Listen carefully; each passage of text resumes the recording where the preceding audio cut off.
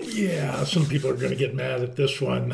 As you can see, modern movies, feminist and alternate agendas, instead of making just good movies. I don't understand why this is a thing these days. And unfortunately, that's what we're seeing today. There's a lot of stuff coming out that isn't doing well at the box office, that isn't wowing the audience. There is no great storytelling. And there's a couple examples that I want to go over. One of those is Furiosa.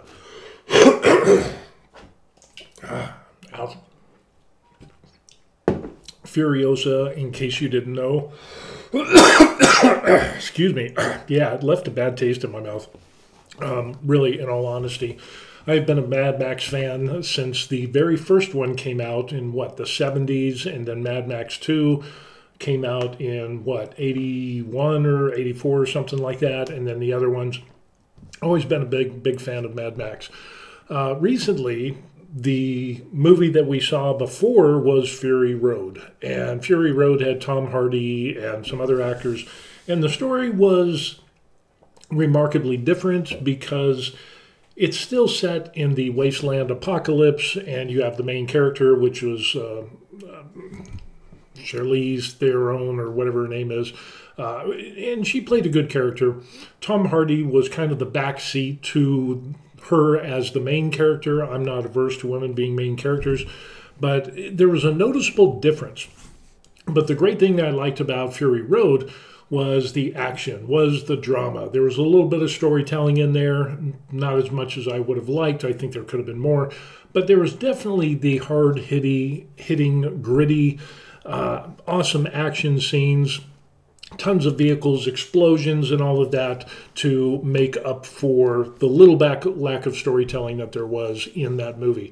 And Fury Road, I've watched it a number of times. I like it because the action scenes, and there is some depth of character to the main character and Tom Hardy. I wish they developed him a little bit more. That seems to be a theme in today's recent movies. Is they don't develop the characters. They just kind of, boom, they put them there, and there it is. And, strong woman, blah, and guys are usually portrayed as less than their female counterparts, or some of them are even just made to look out as incompetent or stupid, or if I could use the term beta male. Of course, if you use the term alpha male or beta male, you're automatically, oh, you're misogynistic. And it's like, no, that's not the case. There used to be this dynamic in movies where you had either the main characters or the supporting characters mixing together and coming against obstacles, having their own personal problems, and, fighting together and so on and so forth with some twists and plot turns that really made movies that came from great stories, brought them on screen. And the great directors and the good directors of the old days never would make excuses before their work of art came and hit the screen as a preemptive excuse as to why this would tank, why their movie or series would tank. We just never saw that before. And in recent times, now we're getting that all over the place. We actually have directors that are blaming the audience, huge segments of the audience, as to why their, I'm not going to say work of art because it isn't, but why their movie or TV series or, Hollywood series is going to tank or get bad reviews or whatever. And, pushing an agenda of whatnot. It's just bad. And the unfortunate thing is what I've seen, and I want to kind of go over Furiosa was one of those things. There just wasn't any depth of character to the female lead, and so the storytelling was abysmal. It was bad. I just don't understand how that even worked out, and I want to get to some of my notes. Where is it? Yesterday, previous days. Oh, I don't even have it. Oh, no. But anyway, in Furiosa, it just ended up, it was a bad movie. I mean, even the action scenes, it was kind of like, okay, well, there's no character development of the main character. It's just not, even Chris Hemsworth was in there. His accent was irritating, and it wasn't believable. It was like, okay. And for 2 hours and 28 minutes long, you got to a place where it's like, okay, let's just get to the action scene, because maybe that will wipe away the bad taste of this movie so far. We get to the action scenes, and it is dismal compared to Fury Road and even the past Mad Max movies. The good thing about the old Mad Max movies is, of course, Max was in there, and there was a story, there was development of characters, of kind of like the old Shakespearean things, not putting it on the level of Shakespeare, but kind of, the rivalries between families, and then you had little side stories, and so it really built up and it brought you into that world that engaged people. And then combined that with some great action, it worked out really well. Along with many other great movies of times past, whether they were male leads or female leads in those movies that were highly successful at the box office, highly successful afterwards, and are still considered blockbuster hits by men and women today. But unfortunately, there seems to be this agenda. Now, the recent movie that I have ended up seeing, besides Furiosa, is the Acolyte. And the Acolyte, it just ends up, this seems to fall into the category of, it's bad. Some people, there's a number of people who promote this and saying, well, it wasn't that bad. It wasn't all that bad. So you are conceding that it was bad. But then you go on to rail about how the misogynistic male audience is what's bringing this down, and they're bringing women down, that they hate strong female characters, and that's obviously not the case. But we even have the director herself pushing an agenda, saying that she's here to upset and that Star Wars is gay and all of this stuff. And it's like, I don't really care. I'm not looking for a gay Star Wars.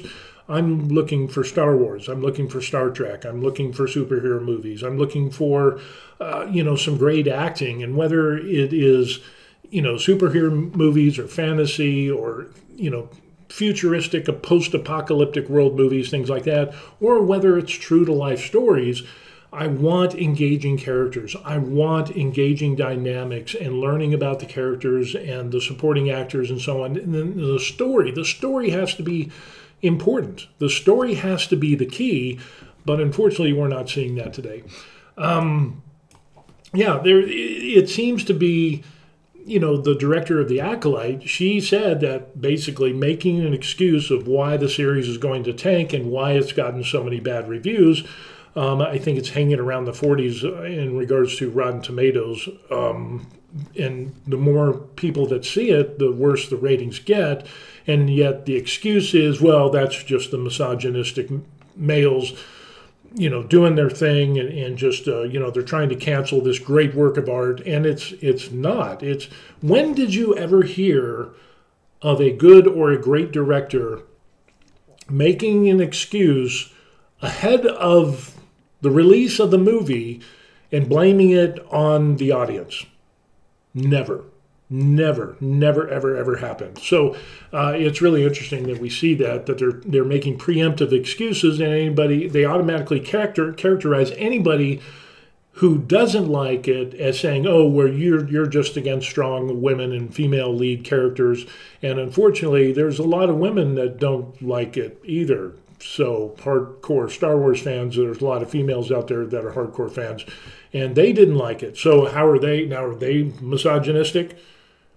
No, it apparently not, because what's between your leg, it doesn't really matter if you're a female and you don't like it. It's just, well, that's your prerogative. But when men say that they don't like the story, suddenly they're misogynistic. So, there's not a fair play. It's not a two-way street.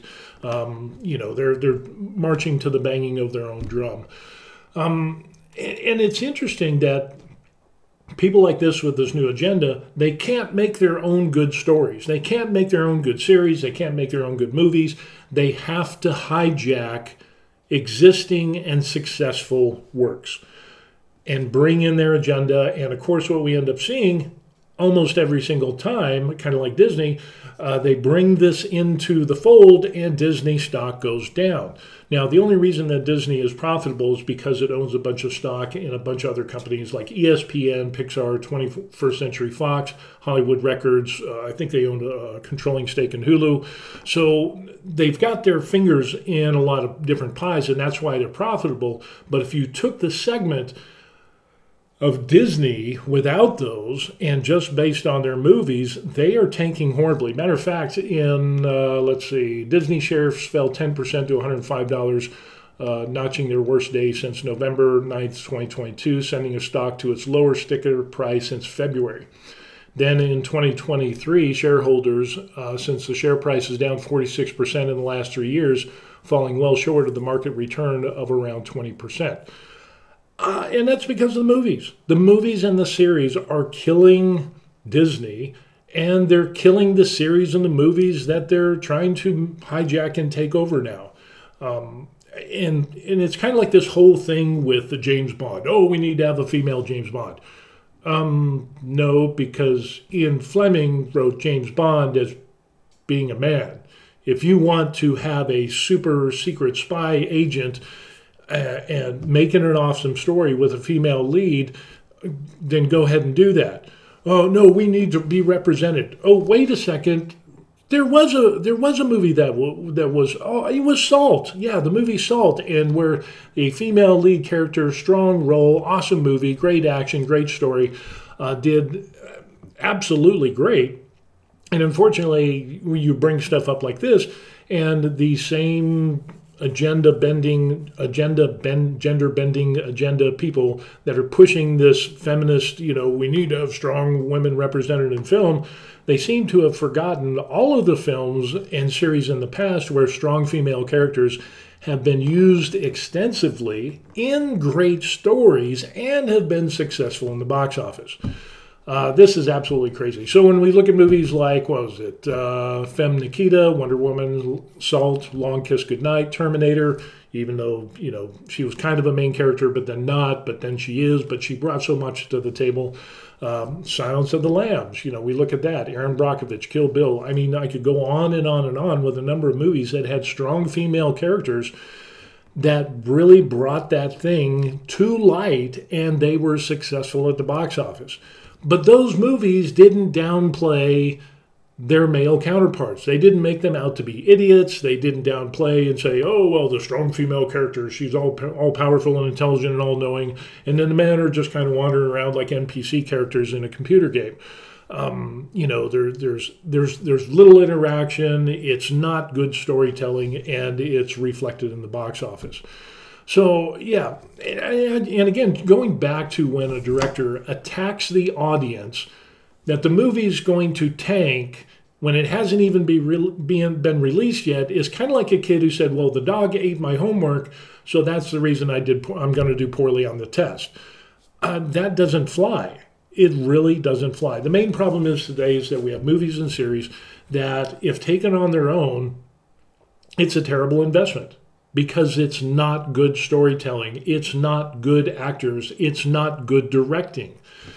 And again, going back to the thing of the director of The Acolyte, she preemptively made the excuse and attacked half of her audience, half being male and the other half being female, a wide segment of the audience that are going to be watching this, and saying, well, they're just going to hate on it, they're not going to like it, and I'm here to upset the Star Wars and make it into this LGBTQ thing. And it's like, it's funny because in the past, a long time ago, it was like, well, and I can't remember who it was, but it was an actor, and it was like, well, is so-and-so gay or whatever? And it's like, it doesn't really matter. If you think that the character's gay, the main character, then the character's gay. But it doesn't have to be portrayed as gay. And that's the great thing about storytelling, is that you can have a character, you can have great stories and dialogues. You don't have to get into the gender or the feminist theology to bring and represent that to the audience, because they can assume that. It's kind of like chess. We have a chess piece here. Here's a rook. And when you play chess, it doesn't really matter because the piece is what you make of it. And moving the pieces on the board, having the strategy, I could care less about the person behind the scenes who's moving the pawns and the rooks and the bishops and playing a strategic game, a great game of chess. I don't have to know and have this agenda being pushed, well, this is gay chess, or this is LGBTQ, 72 gender, chess represented on the chessboard, and we'll have all kinds of colors and, whatever. That takes away from the game.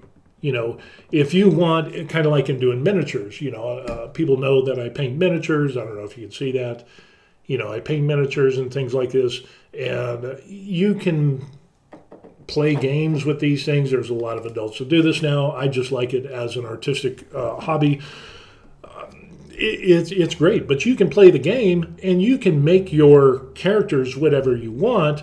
But when you flaunt that in lieu of good strategy and good gameplay, and you lose, and then you blame the other person because they don't have rainbow-colored figures or chess pieces or whatever, and you're blaming them for losing the game, that dog don't hunt. It just doesn't make sense. And unfortunately, what we end up seeing is in modern storytelling today in cinema, and even in streaming movies and series, these things aren't flying at the box office. They're resulting in losses, and Disney has gotten some huge losses from these things, and yet they still continue to push this agenda. They continue to hire people that, if you're going to hire a director, you're going to hire somebody who has a track record in their past. But when you hire somebody that automatically makes up excuses as to why their work is going to fail before it's even released, that should be a huge red flag that that work is going to tank, you're going to lose money, and yet we keep seeing this. It's just weird. There was one where there was an actor, and he had done a movie, and it was set in, it was like Finland or Norway or something like that. I can't remember the guy. Was it Mars Nicholson or whatever that guy's? He did a movie or something, and in the country it was set in Norway. And this reporter, excuse me, this reporter asked him and said, well, how do you feel about not having representation in this movie or this work that he ended up doing? And it's kind of like he's looking and he looks, and it's like, it's about Norway. It's about the history, and there were no blacks or Asians or, Mexicans or whatever during this time period in the history of the country, of the work that they were doing in that time. So you don't have to represent every single race, color, creed, and sexual orientation because they weren't there. See, it's now we're trying to rewrite history. Now we want to take something that happened as a fact, and now you want to change it and throw in some different races that weren't even there, and claim that the movie is bad or the work of art is bad because it didn't represent everybody in society. Yeah, those people weren't there, so by putting them into that work is lying.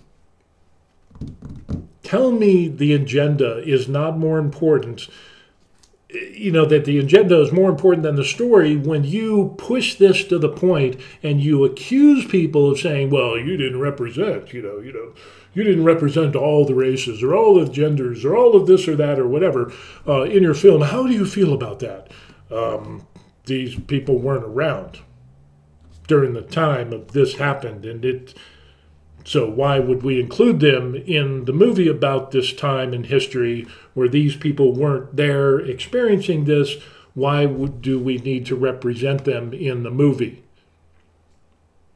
Yeah. And it kind of put the reporter in their place, and it's just like, it is what it is. Everything doesn't have to be rainbow-colored, all-inclusive of all races for stories. Let's turn the tides and switch everything around.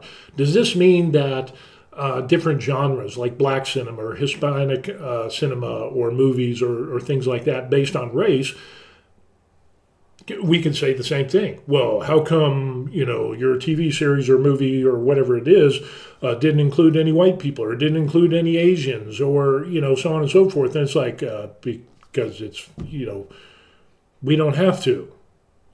People enjoy the stories and the series, whatever it is, and we don't have to be all-inclusive. That being all-inclusive does not make something inherently better.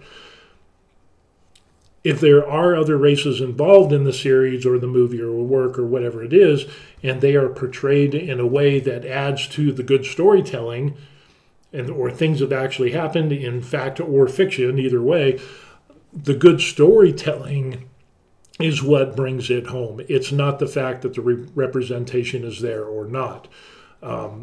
Case in point, in a movie is either Finland or Norway or whatever, and you're not representing all the races, and it's like, yeah, because they weren't here. What the fact that people assume that is egregious in and of itself because they didn't represent and thus their work was bad, tell me that's not an agenda. That is a behavioral worldview that people are taking on, and they're forgetting about the good storytelling. They're forgetting about the good actors. They're forgetting about the director that gives the actors the direction and the vision in which they should go to accomplish this great storytelling, and we're not getting that. People are like, well, you didn't represent. Well, so-and-so, how come you don't have somebody who's gay or somebody who's trans in this movie or work? And it's like, well, they, it's not part of the story. It's not a thing. It's not a pivotal point. You can believe the characters to be whoever you want them to believe. It's kind of like, Superman gay.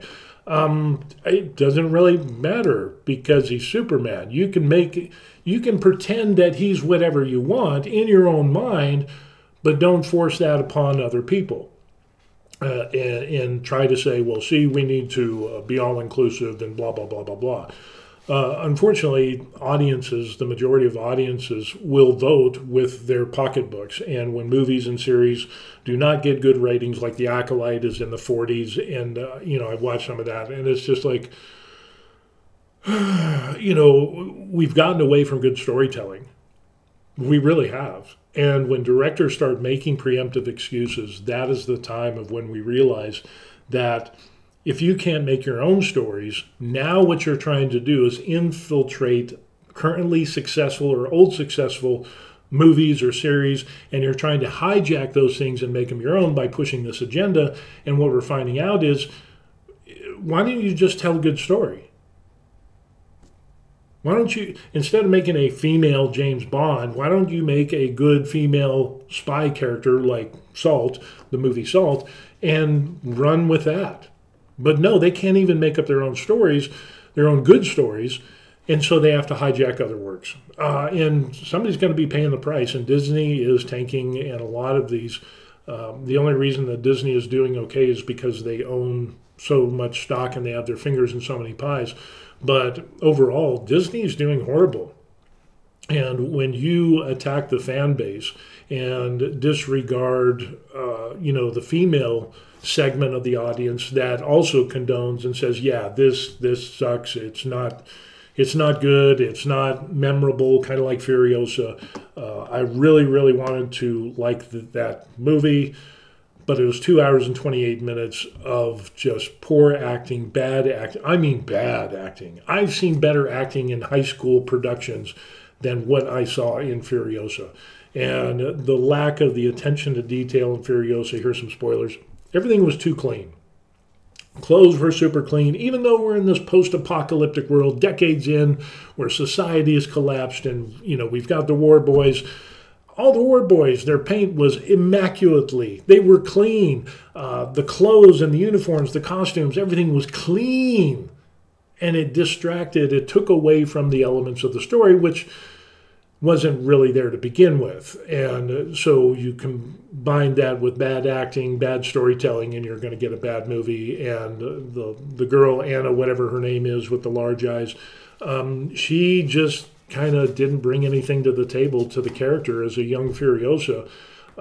It's just like she showed up, punched the clock, did the work, and there was no real character development as what we see in the older Mad Max movies. And unfortunately, I had to go. It just, oh, it was terrible. It was bad. I ended up, let me see if I can bring this up. I actually did a little bit of this. I posted it on my page about Furiosa. Let me see if I can find this. Dun, dun, dun, dun, dun. And yes, here it is. This is going to be good. Actually, it's going to be bad. So, Anna Taylor-Joy, she's the one with the big eyes. And the best part of this movie was the preview. It really was the preview, and it was rough. It was just really rough. So I want to go over some of this. Just finished watching it, wasn't impressed. Everything was too clean for it being set in the post-apocalyptic world. Incredible hygiene for almost everybody, which it seems that, they had higher hygiene standards back then than when they did the Fury Road movie. Some scenes with bikes all around were clearly staged, no tire tracks where people drove in. It was just like, here's the bike. They looks like they brushed all the sand so there's no tire marks or everything, and everything is staged perfectly. Okay, let's shoot. Things like that took away from the movie.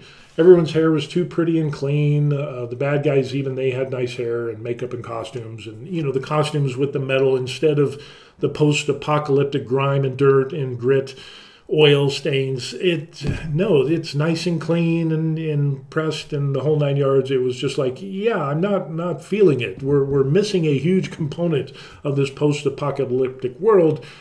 I don't know, maybe if they showed washers and dryers and them doing their laundry, it would have made me feel better, but they didn't.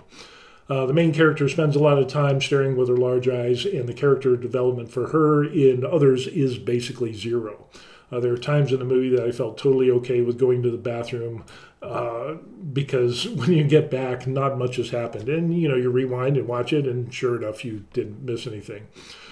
By the way, Furiosa had both of her arms in the majority of this movie because this is set before Fury Road. So it gives the history and the background of Furiosa when she was younger and how she lost her arm and so on and so forth. But it was anticlimactic on how she lost it. She was caught and apparently chained up, and you see a scene, and then somehow it goes back, and there's the chain, and then her arm is dangling, and she had cut her own arm off. It didn't really make sense, and then she's driving off in a motorcycle. We don't see a tourniquet or anything, and time passes. Just time passes, and apparently she wakes up, and she's back in the Citadel in the place with the guy with the chest plate and the cool-looking mask, the only cool character there. And it's kind of like, well, did I miss something? I mean, what happened that she was riding out in the desert, basically going to go unconscious, and then she wakes up here, her arm is all fixed, everything's better, and there's a huge gap in the whole of the story. So what about Chris Hemsworth? His accent is so irritating, and it's so unbelievable. He's not a good character. He doesn't bring any grit and grime to the bad guy in that aspect, and it's almost comedic to the point of where trying to be serious but trying to be funny and comical, sort of not. I mean, it was just, you watch the old Mad Max movies, with Humongous and the Warrior of the Wasteland and things like that. It wasn't like that at all. It really got to be irritating, and it was like, seriously, it just drug on and on. So anyway, the main battle towards the end, which takes a long time, and the action scenes are really pale in comparison to Fury Road. I will tell you that, and I'm sorry if this is a spoiler, but it just died on so many levels. So anyway, she makes her own mechanical arm after that. She gives herself a buzz cut and then paints her forehead with new shiny black paint, and she is again squeaky clean with makeup and clothes and so on and so forth. She jaunts off to fight Chris Hemsworth, but by this time you're just rooting for the movie to end, not to see any super fight between the characters because you just want it to end. So, yeah, in the way that they ended up with just her and Chris, it was just like, it was very poor writing. Very, very poor writing. It was just like an afterthought of, well, we'll just cut and boom, and it's just those two. It wasn't believable. Of course, it's the post-apocalyptic world, and it's not believable to begin with, but it was really, really not believable. During the movie, I thought about so many other things, like when does my passport expire, my future vacation plans, we're going to Hawaii here pretty soon, and wondering why I had yet to see a toilet plunger after living here in Korea for almost 2 years now. Even going in stores and things like that, that just came to mind. I don't know why. I haven't seen any. I know they're here. I've seen them, but I just haven't seen. That's where my mind went while watching this movie. During the end, Furiosa captures Hemsworth, and it's just the two of them alone in the desert.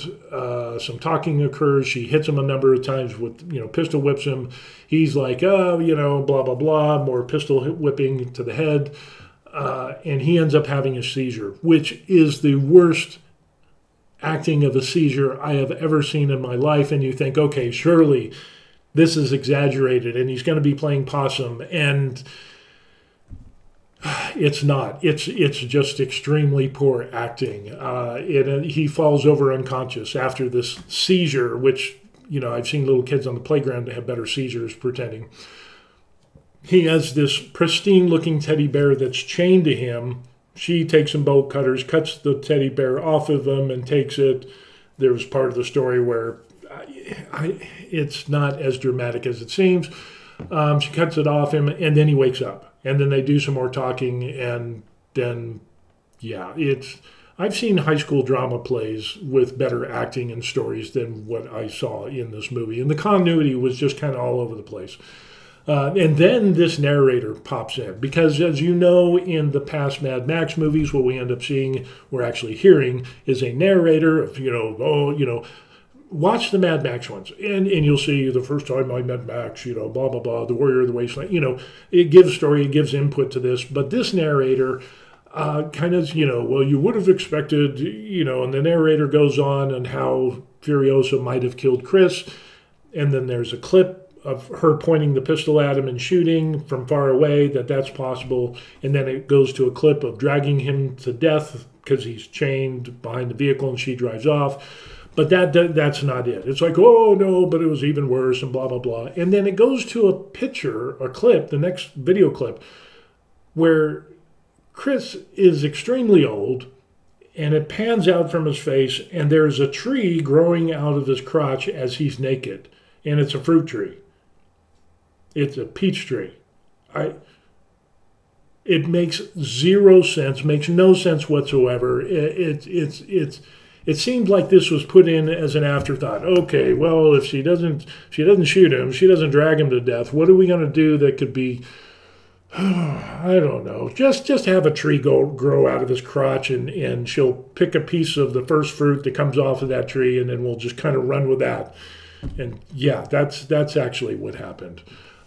So she takes the fruit off of the tree, and then she's still in the Citadel, and if you remember Fury Road, there's all of the brides of the bad guy, the real bad guy, and they escape and try to escape, and that's where we get Fury Road, which was a way much better movie than this one.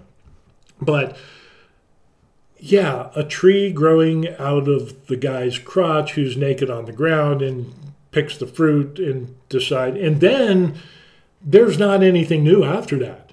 It then goes to clips of Fury Road and showing, them driving, and some of the battles and little clips and things like that. So it's just cut and paste and cut and paste. It is probably the worst example of storytelling in a movie I've seen besides Toys with Robin Williams. That was the worst. And there's a couple other ones that have real bad. But, I mean, this was bad. This was bad storytelling.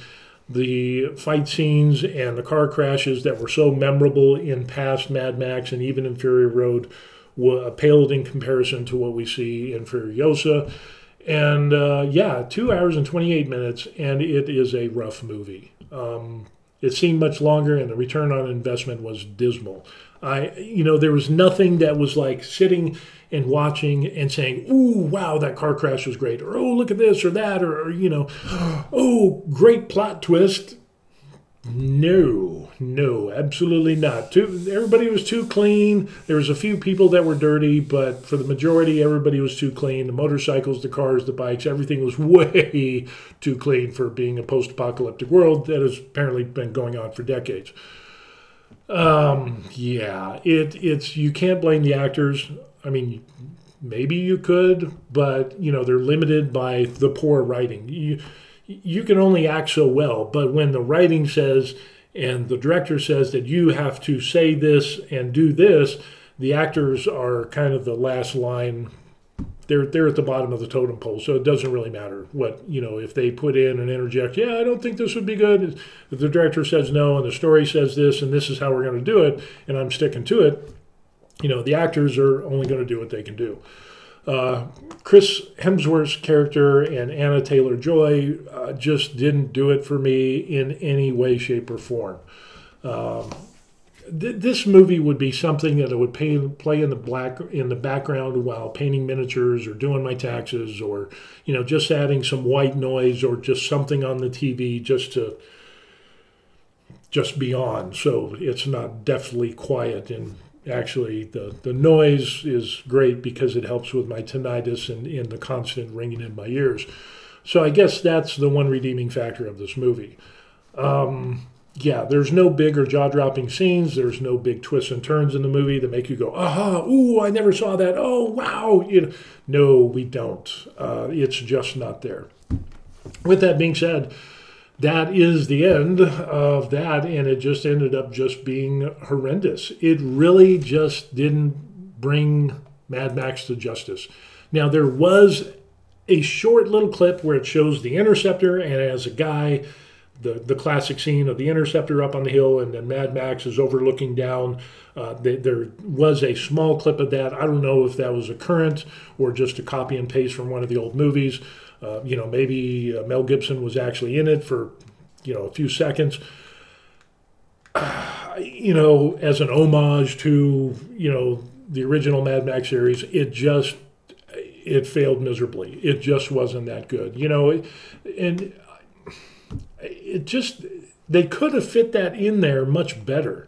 They could have had something where Mad Max was actually passing through or something like that. That would have been pretty cool, and have some interaction between Mad Max and Furiosa or whatever. I know the times would be off, but I mean, some type of to draw and have this continuity within the Mad Max series of films, and there just wasn't. Yeah, they could have brought back the feral kid or, the grown feral kid or something like that. That'd probably be really good. But yeah, it just ended up, it was rough. And unfortunately, what we end up seeing is a lot of people that are getting on and directing these new movies and series and trying to push an agenda of representation, and they're leaving the good storytelling behind, and it's resulting in bad stories. Bad acting, bad stories, and it's resulting in bad ticket sales. So, yeah, if you can't make good movies and good series, you have to make excuses for that. But that just tells me that your focus is not on a good movie or series. It's about an agenda. And if you don't like the agenda, then you're the problem. You're the problem. The audience is the problem. And it's like, yeah, never heard of Martin Scorsese or any of the great directors, good or great directors, ever make excuses like that, ever. And we have a history. We have a plethora of strong female characters that were very successful in the box office, very successful in series, and so on and so forth, that had strong female characters. But when you push this feminist, we don't need men, we need to make men look stupid or beta or less than what they were, they can't be strong in and of themselves. Men and women can't work together against a common foe like we see in the earlier Star Wars, Princess Leia, Luke Skywalker, Han Solo and stuff like that. And when it's the director ends up saying that we're going to make Star Wars gay, just go on Pornhub and do your gay Star Wars stuff there, and not in the mainstream media where, kids are going to be watching. And you can imagine the characters being whatever you want in your own mind. But when that takes away from the story, you're also taking away from the appeal to the wider audience. And again, what is more important, the good story or the agenda? And unfortunately, I think what we're seeing is the agenda being pushed. Now, am I anti-gay? No. I'm not homophobic, and it's not my cup of tea personally. I just, if I see a guy and his package, it just kind of makes me, it's just not me. When I look at a woman, it's like, yeah, yeah. When I look at my wife, I'm like, yeah. That's just how I roll. And I don't need somebody to push an agenda and say, well, you must accept this. And it's like, then don't put it out there. I don't care what you do in the bedroom. I don't care what you do at home and how you run or roll or whatever, how many, how far, how deep. I don't really care. We can have a good relationship. We can have good conversations and things without bringing those things to the table. They don't need to be represented in everything that we do. Same thing with race. I don't really care. It's funny because it's like, well, I've been called racist. I have been called a white racist. I kid you not. And it's like, this guy was going on me. Of course, it's all online. It's the commando keyboard warriors and calling me racist and stuff, when my whole post was about, good storytelling has gone the way of the dodo these days, and it's very rare to find a good story in movies or TV. And this person just roasted me, calling me racist and white racist and blah, blah, blah. And it's like misogynistic. And I'm like, yeah, I'm a terrible racist. I need to turn in my white racist card because I'm married to a Korean. We have a kid. I love Korean culture. I love a lot of cultures, Hispanic culture. I traveled around a lot in the world, and I'm probably the worst racist there is. I'm just failing miserably at all points on the checklist, but apparently I'm a white racist. It's about good storytelling. There are foreign works of art. There are movies here in Korea, in Japan, and China, in India, and Europe, and all across, from different societies and different makeups, different countries, that are outstanding movies that have engaging stories, awesome action scenes, dramatic, that is just, tense and drama and twists and plots. And, I didn't see that coming, where it's like very memorable stories that are like, hey, I got to watch that again. I don't get that with the modern things that we see today in kind of like the Acolyte or, Mandalorian was good, it was great, but then it seems we just had a downturn. And then the Marvel movies, they great and they crescendoed, and then everything after that seems to be this feminist, we're going to have a whole team of nothing but women, we're going to leave the men out of it. And it's like, well, you're leaving out a huge segment of society of where we work together as individuals against common foe. So, no wonder the story's lacking. It's just, they can't make their own good stories, so they have to hijack these other works. And when they do, it ends up failing miserably. But for some reason, these huge, giant corporations are still pushing for this. And they're pushing it down our throats. And it's like, you keep pushing, I'm just going to not give you any money.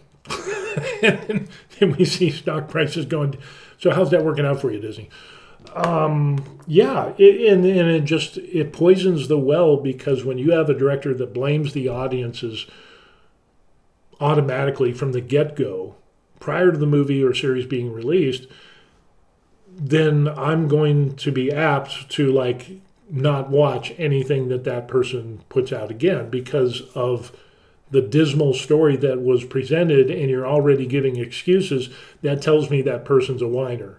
And when somebody whines about something incessantly and revels in the fact that they want to offend a huge segment of the audience, that tells me they're not concerned about good story writing.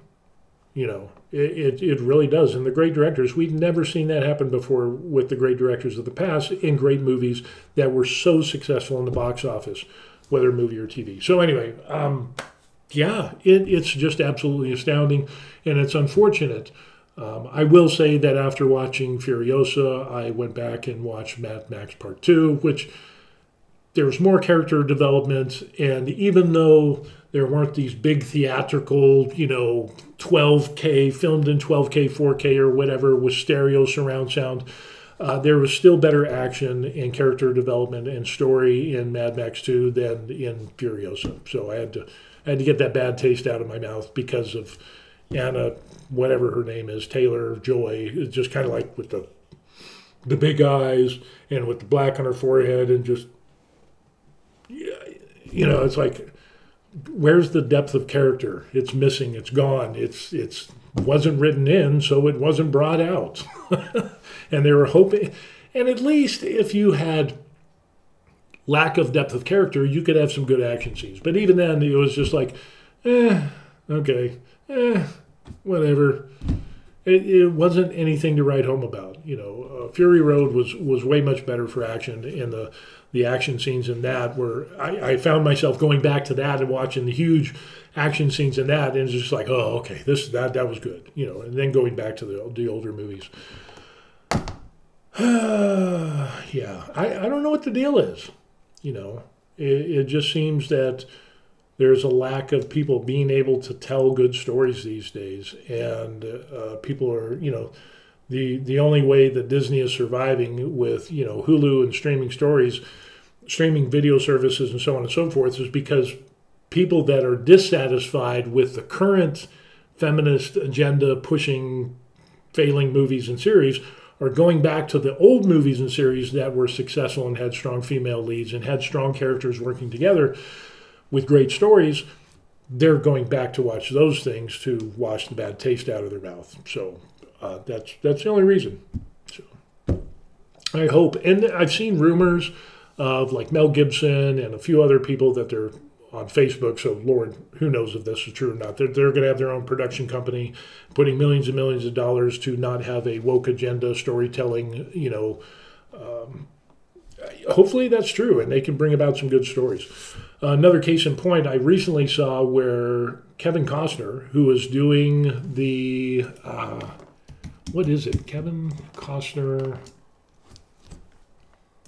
Horizon, and it ends up, so let me just kind of go to this so here it is. This is the Daily Mail from the UK, which is, problematic at best, and with tons of ads, which is just, I hate.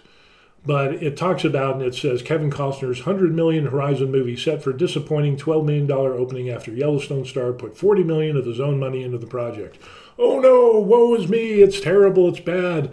And then, yet, when you go down here, it's going to be a series, it's chapter 1, and it's been slammed by critics, blah, blah, blah. But if you scroll further down, and it's, talks about the different chapters, and chapter 3 is going to start shooting in May in 2024, and chapter 4 is in development. But Horizon earned a 10-minute standing ovation from the audience following its premiere screening at the 77th Cannes Film Festival last month. If it's going to tank, and it's so bad and terrible, why did it get a 10-minute standing ovation? I don't know. It's, the star-studded cast has Costner, Sienna Miller, Sam Worthington, Jenna Malone, Giovanni Ribisi, Ellen Hunt, Danny Houston, Luke Wilson are also sharing the screen. From what I've seen so far, that is going to be a great Western. And unfortunately, what we end up seeing is that there's this automatic thing that if it's a great story and there's strong male characters, and even if there's strong female characters or supporting characters, we're going to say, oh, it's going to tank, it's doing bad, it's going to lose money, it only made $12 million. And it's like, it's the box office will tell. And when you read further down, you saw they got a 10-minute standing ovation. That tells you. I mean, but we've had other agenda-affirming representation movies and things where they did not get any standing ovations at all. And these are the ones, and those are being, didn't do so well. And then the people who talked against that and saying and presenting, saying, yeah, just story wasn't there, character development, blah, blah, blah. Then the people who make those statements are being attacked. And so when you get attacked, you're not likely to say those things again. And it's yeah, it's just a whole mess. I don't know what's going on. It's absolutely crazy. So yeah, it's unfortunate that we have, that nobody reads anymore. The great stories that were in books, that were brought to screen in cinema, that were amazing and successful stories. What we're seeing now is that we went from books to movies and then scripts to stories that were great, and now we're kind of peaking, and now we're going down to the point of where now we're pushing agendas, and great stories are being left behind, great directors are being left behind, and no one's striving to be a great director because we're pushing for agendas instead of great stories and great storytelling. Yeah, so there's that. What do we do? I don't know. Just go back and watch the old stuff. Okay, that's going to be it. Enjoy it. Put your comments in the comment section down below. And I know entertainment is subjective. Is there any right or wrong? Some people might watch it and say, yeah, all is great, it was awesome. Absolutely. If you enjoyed it, then that's awesome. For me personally, I didn't enjoy it. It wasn't memorable in any way, shape, or form. And that's okay if we have a difference of opinion. I'm just explaining on what I see from my perspective as to why these things aren't being successful in the box office. And yeah, the box office doesn't lie. The bottom line doesn't lie. So that's my take. So anyway, yeah, that's it. We'll see you on the next video. Peace.